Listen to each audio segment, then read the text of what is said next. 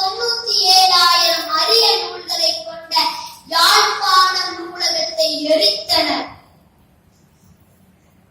இது மட்டுமல்ல, வெள்ளை வேனில் வந்து தமிழின தலைவர்களை மக்களை கடத்தி சென்று கொலை செய்தனர், காணாமல் போக செய்தனர், குரூரமான பாலியல் வன்முறைகள் செய்தனர். இப்படி செய்த ஒருவர் கூட சட்டத்தினால் தண்டிக்கப்படவில்லை. இலங்கையின் காவல்துறை, படைத்துறை இரண்டுமே தமிழ் மக்களை சித்திரவதை செய்தது.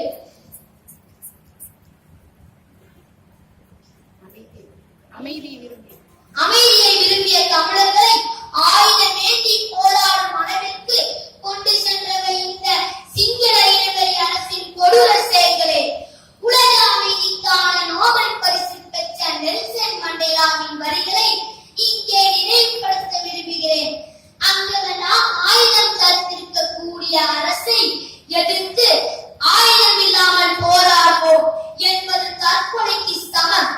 எனவே வன்முறையை எதிர்த்து வன்முறை, அரசு வன்முறையை எதிர்த்து மக்கள் வன்முறை என்றார். ஒரு பானை சோற்றுக்கு ஒரு சோறு பலம் என்பது போல இலங்கையில் நடந்த கொடூரங்களை ஒன்றை கூறுகிறேன். என்னை தூக்கிலிடுங்கள், ஆனால் என் கண்களை பார்வையற்ற தமிழனுக்கு கொடுங்கள். மலரப் போகும் தமிழ் ஈழத்தை என் கண்கள் காண வேண்டும் என்று நீதிமன்றத்தில் கூறியவர் போராளி முட்டிமணி என்பவர். இவர் சிங்கள அரசால் கைது செய்யப்பட்டு வெளிக்கடை சிறையில் அடைக்கப்பட்டார். கொடூரமான இளங்கலவரம் நடைபெற்ற கருப்பு ஜூலை எனப்படும் 1983 ஆண்டில் ஜூலை மாதத்தில் சிங்கள கைதிகள் குட்டிமணியுடன் சேர்த்து 53 தமிழ் கைதிகளை கொலை செய்தார்கள். குட்டிமணியை கொலை செய்யும் முன் அவரின் கண்களை தோண்டி எடுத்து காலால் நசுக்கினர். பின்னர் அவரை வெட்டி கொலை செய்து அவரின் உடலை நிர்வாணமாக தூக்கி வீசினர். இதை செய்த கைதிகள் மீதோ துணையாக இருந்த சிறைச்சாலை அதிகாரிகள் மீதோ ஒரு நடவடிக்கையும் எடுக்கவில்லை. இது போல பல ஆயிரக்கணக்கான ரணங்கள் ஈழத்தமிழர்களின் நெஞ்சங்களில். 1983 ஆண்டு நடந்த இந்த கலவரத்தை எடுத்து சிங்கள இனவெறி அரசுக்கு எதிராகவும் ஈழத்தமிழர்களுக்கு ஆதரவாக பொங்கி எழுந்த தமிழகம் 2009 ஆண்டு நடந்த இன அழிப்பு போரில் ஒரு பார்வையாளனாகவே நிற்கிறது. அரசியல் காரணங்களுக்காக ஈழத்தை ஆதரித்தவர்கள் எல்லாம் அதிகாரத்தில் அமர்ந்த பின்னர் ஈழம் குறித்தோ முள்ளிவாய்க்காலில் கொல்லப்பட்ட தமிழினத்தை பற்றியோ வாய் திறக்காமல் பதவி நாற்காலியின் கால்களை இறுக பிடித்துக் கொண்டிருக்கிறார்கள். ஐநா அமைப்பு, உலக வங்கி போன்ற சர்வதேச அமைப்புகள் எல்லாம் எல்லா நாடுகளுக்கும் எல்லா இன மக்களுக்கும் ஒரே மாதிரியான நீதி நியாயத்தை பின்பற்றுவதில்லை. அதுபோல அமெரிக்கா, சீனா, ரஷ்யா போன்ற மேலாதிக்கம் பெற்ற நாடுகளும் மனித உரிமை மீறல், இனப்படுகொலை நடக்கும் போது ஒரே மாதிரியான கொள்கையுடன் இருப்பதில்லை. தங்களுடைய அரசியல் பொருளாதார நலன்களுக்கு ஏதாவது பாதிப்பு ஏற்பட்டால் அந்த விஷயங்களை பற்றி பேசுவதே இல்லை. நமது இந்தியாவும் இதற்கு விதிவிலக்கல்ல.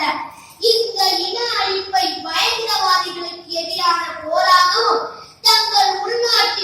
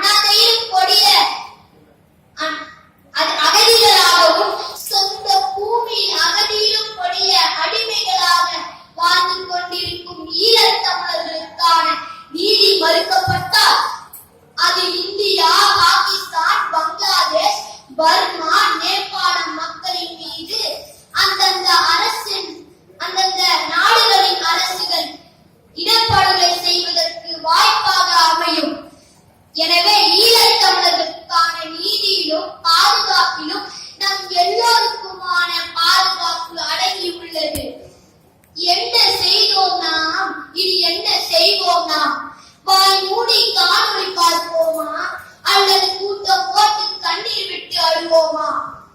பேசி பேசி காலத்தை கடக்குவோமா அல்லது வரலாற்றில் நம்மை கோழைகள் என்று எழுதிக் கொள்வோமா? இத்தனை வருட